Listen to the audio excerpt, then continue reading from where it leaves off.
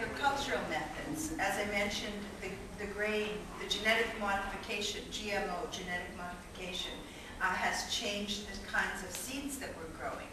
Pesticides and herbicide use. Some people find that they're much more sensitive to fruit when it's been grown with pesticides. So these are others of the theories.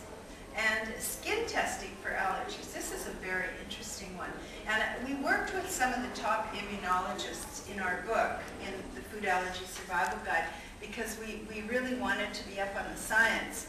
And several from Canada and Britain said they felt that the prick testing that's done for peanut allergies in children, so widespread, well, that was under the skin. So you're actually introducing peanut protein, and the immune system of a child can start to react to that and an allergy develops. So this testing that's supposed to be good for us can actually cause problems. And the last, or second last I guess, is lifestyle factors that affect the intestinal wall. Now here what we need is use of antibiotics, mostly. That's the most common thing. When we use antibiotics, normally we have about 300 different types of one-celled organisms in our intestines. And there's just like the busiest little town and population here. And when we use antibiotics, we wipe a lot of them out. And especially we destroy the friendly flora, the antibiotics that are very helpful to our immune system. And they're really our partners in health. Now, our state of health can influence our response to foods, especially the immune system and also the digestive system. So, I found this very interesting. I was teaching university, I told you, in 1965 at the University of British Columbia, and I was one of the most perfectionist teachers you could imagine. I had to have every word perfect. I had to have read every article, which was impossible because they were coming out very fast. And I ended up with weeping eczema on my skin, and it was diagnosed to be in relation to food allergy, milk, wheat, which I was drinking milk, eating wheat, and cheese, and eggs then, and they were diagnosed as allergies. The month I stopped teaching university, I stopped to have a baby, and I wasn't trying to be so perfect, all my food allergy symptoms went away. It was really interesting. And I thought, whoa, it was funny because then 8 years later, I went back to apply for a job to teach at university, and the food allergy symptoms came back while I was in the office for the interview. Because it was so, I could see the mind-body connection.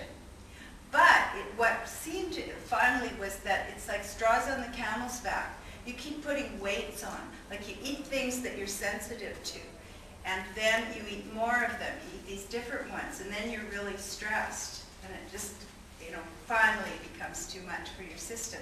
But clearly stress can interact with the whole picture. Now, here's a cross-section of your intestine. This is like going right through your intestine.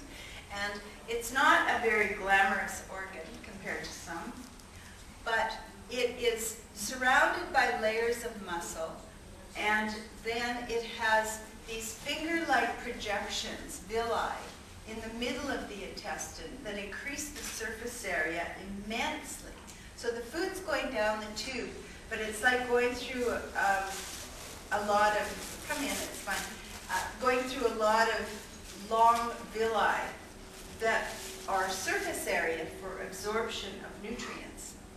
Now these are cross-sections of the actual villi, so each of these fingers then on it has microvilli. What happens is that our small intestine, which is 20 feet or 7 meters long, so that's 3 times as tall as me, I can't remember, but anyway, it's that long. And its contact area with food is 500 square meters, or the length of 2 football fields, a sidewalk.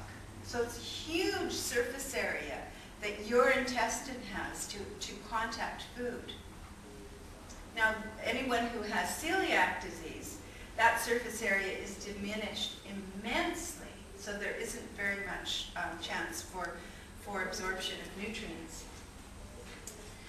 We have a protective partnership with all the bacteria in the intestine. And I was fascinated to read the really recent research in the last few years about the kinds of communications that happen between the cells that line our villi, the line the intestine, and the bacteria that are going through. Like there will be a message that, hey, there's a bad guy coming through. This kind of thing, there'll be a communication happen. And there are interactions that keep us safe and keep us in good health. And so what we want is the unwanted items to pass through and not be absorbed through the cell walls. Conditions that can increase intestinal permeability.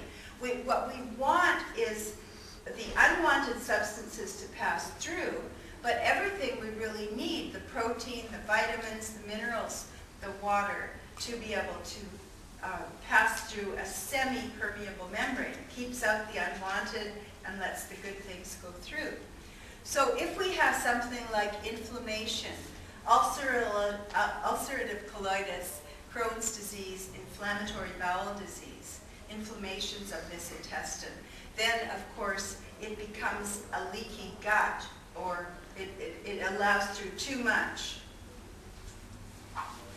If we have injury from radiation, as in cancer therapy or from drugs, then again we can have too much going through the intestinal wall, and so that can, as you'll see a bit later, lead to allergies and allergic reactions. So you've not only got your original problem, but more problems than that.